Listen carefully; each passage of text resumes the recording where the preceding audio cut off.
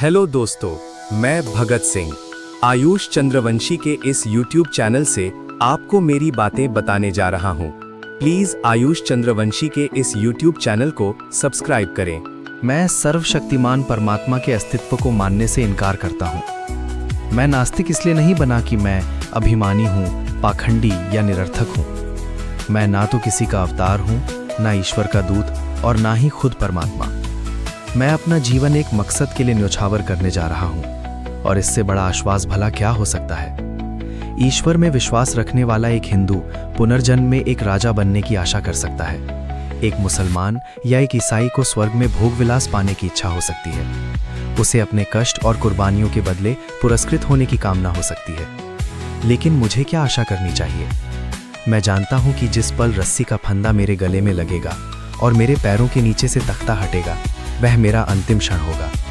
किसी स्वार्थ भावना के बिना या यहाँ के बाद किसी पुरस्कार की इच्छा किए बिना मैंने अनासक्त भाव से अपने जीवन को आज़ादी के नाम कर दिया है। हमारे पूर्वजों को जरूर किसी सर्वशक्तिमान में आस्था रही होगी कि उस विश्वास के सच या उस परमात्मा के अस्तित्व को जो भी चुनौती देता है उसे काफिर या पाखंडी कहा जाता है।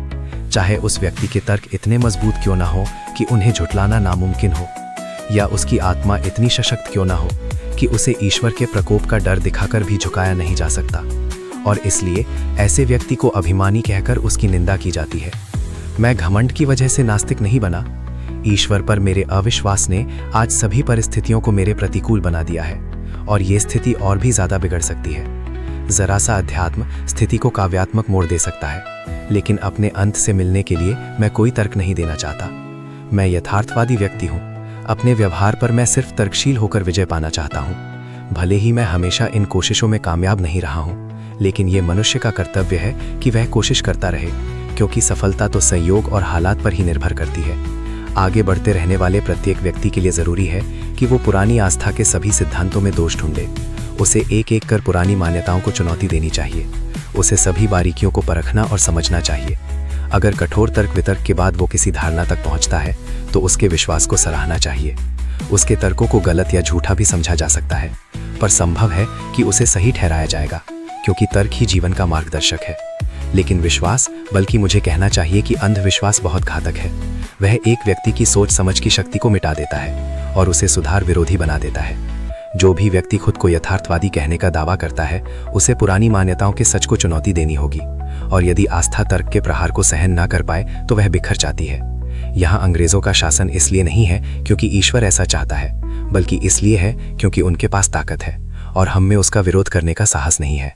अंग्रेज ईश्वर की मदद से हमें काबू में नहीं रख रहे हैं, बल्कि वो बंदूकों, गोलियों, पुलिस और सेना के सहारे ऐसा कर रहे हैं, और सबसे ज्यादा हमारी बेपरवाही की वजह से। मेरे एक दोस्त ने मुझसे प्रार्थना करने को कहा। जब मैंने उससे अपने नास्तिक होने की बात कही तो उसने कहा, जब तुम्हारे आखिरी दिन नजदीक आएंगे तब तुम यकीन करने लगोगे।